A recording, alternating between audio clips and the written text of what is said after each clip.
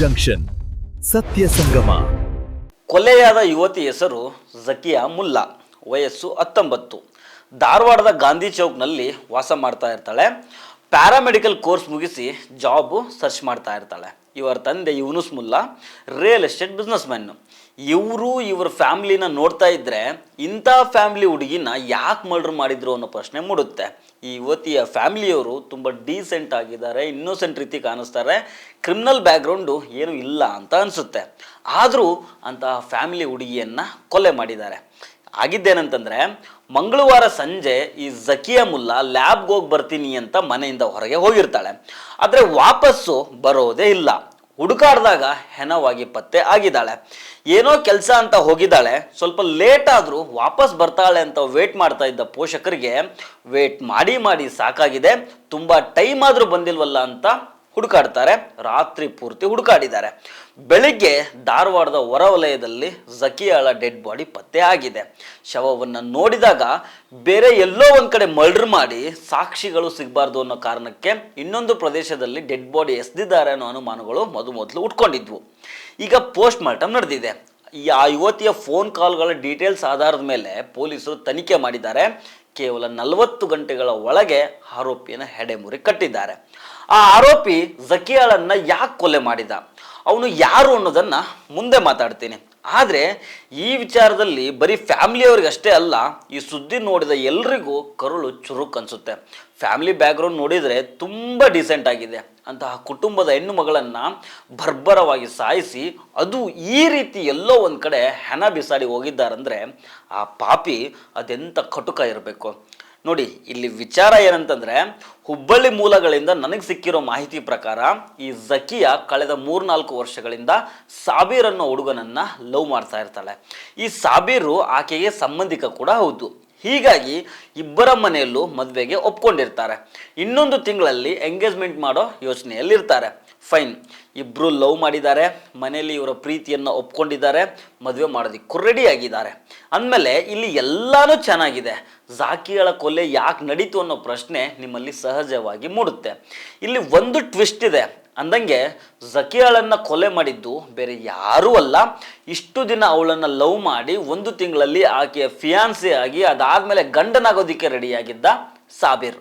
ನನಗೆ ಸಿಕ್ಕಿರೋ ಮಾಹಿತಿ ಪ್ರಕಾರ ಈ ಸಾಬೀರು ಕಳೆದ 3-4 ವರ್ಷಗಳಿಂದ ಝಕಿಯಾಳನ್ನು ಲವ್ ಮಾಡ್ತಾ ಇದ್ದ. ಅಟ್ ದಿ ಸೇಮ್ ಟೈಮ್ ಇವನಿಗೆ ಇನ್ನೊಂದು ಹುಡುಗಿ ಜೊತೆಗೂ ಲವ್ ಆಗಿರುತ್ತೆ. ಅಂದರೆ ಒಟ್ಟೊಟ್ಟಿಗೆ ಇಬ್ಬರು ಹುಡುಗಿರನ್ನ ಲವ್ ಮಾಡ್ತಾ ಇರ್ತಾನೆ. ಈ ವಿಚಾರ ಝಕಿಯಾಗೆ ಗೊತ್ತಾಗುತ್ತೆ.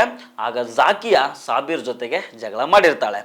ಇನ್ನು ಸ್ವಲ್ಪ ದಿನದಲ್ಲಿ ನಮ್ಮ ಎಂಗೇಜ್ಮೆಂಟ್ ಆಗ್ತಾ ಇದೆ, ನೀನು ಆ ಹುಡುಗಿನ ಬಿಟ್ಬಿಡು ಅಂತ ವಾರ್ನಿಂಗ್ ಮಾಡಿರ್ತಾಳೆ. ಚಪ್ಪಲಿಯಲ್ಲಿ ಹೊಡೆದಿದ್ಲು ಅನ್ನೋ ಮಾಹಿತಿ ಕೂಡ ಇದೆ. ಈ ರೀತಿ ಇನ್ನೊಂದು ಹುಡುಗಿ ಸಲುವಾಗಿ ಇವರಿಬ್ಬರ ನಡುವೆ ಜಗಳ ನಡೀತಾ ಇರುತ್ತೆ. ಅದೇ ರೀತಿ ಮೊನ್ನೆ ಮಂಗಳವಾರ 20ನೇ ತಾರೀಕು ಹೊತ್ತು ಝಕಿಯಾ ಸಂಜೆ ಹೊತ್ತು ಏನೋ ಲ್ಯಾಬ್ ಕೆಲಸ ಇದೆ ಅಂತೇಳಿ ಈ ಸಾಬೀರ್ ಜೊತೆಗೆ ಕಾರ್ನಲ್ಲಿ ಹೋಗಿರ್ತಾಳೆ. ಅಲ್ಲಿ ಏನಾಯ್ತೋ ಏನೋ ಗೊತ್ತಿಲ್ಲ, ಈ ಸಾಬೀರು ಝಕಿಯಾಳನ್ನು ಕೊಲೆ ಮಾಡಿದ್ದಾನೆ. ನಿನ್ನೆ ನಮ್ಮದು ಅನಾಲಿಸಿಸ್ ಪ್ರಕಾರ ಸಾಬೀರ್ ಅಂತ ಹುಡುಗಿದು ಫ್ರೆಂಡ್ ಕಳೆದ 3-4 ವರ್ಷದಿಂದ ಹುಡುಗಿ ಜೊತೆಗೆ ಸಂಪರ್ಕದಲ್ಲಿದ್ದರು. ನಮ್ಮ ಬಂದ ಮಾಹಿತಿ ಪ್ರಕಾರ ಅವ್ರಿಗೆ ಮದುವೆ ಮಾಡೋಕ್ಕೆ ಇಷ್ಟ ಇತ್ತು. ಆ ಮದುವೆ ಮಾಡೋ ಇಷ್ಟ ಅಲ್ಲಿ ಸ್ವಲ್ಪ ಅಸಮಾಧಾನ ಆದರೆ ಸಾಬೀರ್ ಅವರೇ ಆ ಲೇಡಿ ಝಕಿಯಾಗೆ 20ನೇ ತಾರೀಕಿಗೆ ಸಾಯಂಕಾಲ ಮರ್ಡರ್ ಮಾಡಿದ್ದಾರೆ. ನಿನ್ನೆ ನೈಟ್ ಅರೌಂಡ್ 12 ಗಂಟೆಗೆ ನಾವೇ ಆ ಸಾಬೀರ್ಗೆ ಟೆಕ್ನಿಕಲ್ ಎವಿಡೆನ್ಸ್ ಬೇಸಿಸ್ ಮೇಲೆ ಬಂಧನ ಮಾಡಿಸಿದ್ದೀವಿ. ಈಗ ಅದೇ ಲೀಗಲ್ ಪ್ರೋಸೆಸ್ ನಡೀತಾ ಇದೆ. ಆದಷ್ಟು ಬೇಗ ಅವರಿಗೆ ಜೆಸಿಗೆ ತಲುಪಿಸ್ತೀವಿ.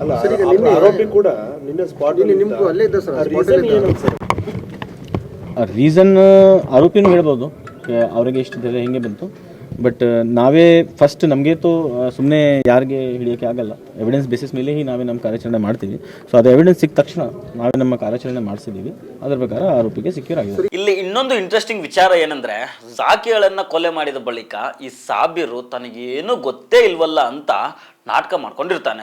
ಮನೆಯವರು ರಾತ್ರಿ ಹುಡುಕಾಡುವಾಗಲೂ ಇವನು ಹುಡುಕಾಡ್ತಾ ಇರ್ತಾನೆ. ನೆನ್ನೆ ಡೆಡ್ ಬಾಡಿ ಸಿಕ್ಕಿರೋ ಜಾಗಕ್ಕೆ ಮನೆಯವರು ಬಂದು ಗೋಳಾಡುವಾಗಲೂ, ಪೊಲೀಸರು ಬಂದು ಪರಿಶೀಲನೆ ಮಾಡುವಾಗಲೂ ಇವನು ಅಲ್ಲೇ ನಿಂತ್ಕೊಂಡಿರ್ತಾನೆ. ತನಗೇನು ಗೊತ್ತೇ ಇಲ್ಲ, ಪಾಪ ನನ್ನ ಬಾವಿ ಹೆಂಡ್ತಿದ್ದು ಕೊಲೆ ಆಗ್ಬಿಟ್ಟಿದೆ, ನಾನೂ ನೋವಲ್ಲಿದ್ದೀನಿ ಅನ್ನೋ ರೀತಿ ನಾಟಕ ಮಾಡ್ತಾ ಇರ್ತಾನೆ. ಆದರೆ ಪೊಲೀಸರು ಜಾಕಿಯಾಳ ಕಾಲ್ ಡೀಟೇಲ್ಸನ್ನು ಚೆಕ್ ಮಾಡಿ ಅದರ ಆಧಾರದ ಮೇಲೆ ಈ ಸಾಬೀರ್ನನ್ನು ಲಾಕ್ ಮಾಡಿಕೊಂಡಾಗ ಸತ್ಯ ಹೊರಗಡೆ ಬಂದಿದೆ. ತಾನೇ ಕೊಲೆ ಮಾಡಿರೋದಾಗಿ ಈ ಸಾಬೀರ್ ಪೊಲೀಸ್ ತನಿಖೆಯಲ್ಲಿ ಒಪ್ಕೊಂಡಿದ್ದಾನೆ. ಇಲ್ಲ ಸರ್, ಎಲ್ಲಿಂದ ಬಂದಿದ್ದು ಅದು ಗೊತ್ತಾಗಿಲ್ಲ.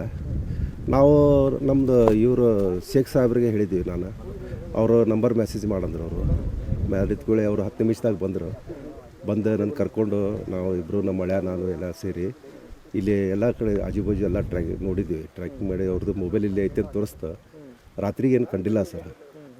ಆನಂತರ ನಾವು ಇಲ್ಲಿಂದ ಪಾಸಾಗಿ ಹೋದ್ವಿ. ಇಲ್ಲಿ ಕ್ವಾರಿ ಇದೆ ಸರ್, ಅಲ್ಲಿ ನೋಡ್ಕೊಂಡು ಹೋಗೋಣಂದೆ. ಇಲ್ಲಿಂದ ಪಾಸಾಗಿ 1:15 ಹೋದ್ವಿ ನಾವು.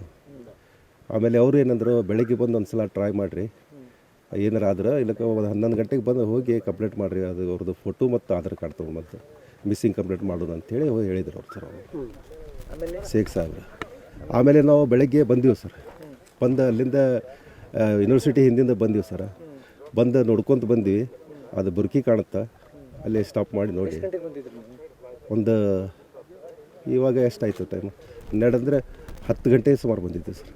ಏನೇ ಆಗಲಿ ಪಾಪ ಆ ಹುಡುಗಿ ಮತ್ತು ಆಕೆ ಮನೆಯವರನ್ನು ನೋಡ್ತಾ ಇದ್ದರೆ ತುಂಬ ಬೇಜಾರಾಗುತ್ತೆ. ಮಾಡೋದು ತಪ್ಪಿಗೆ ಈಗ ಯುವತಿ ಬಲಿಯಾಗಿದ್ದಾಳೆ.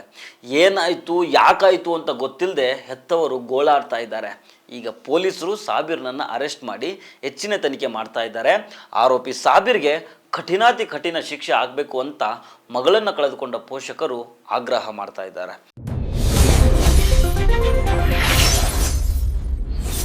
ನ್ಯೂಸ್ ಜಂಕ್ಷನ್ ಸತ್ಯ ಸಂಗಮ.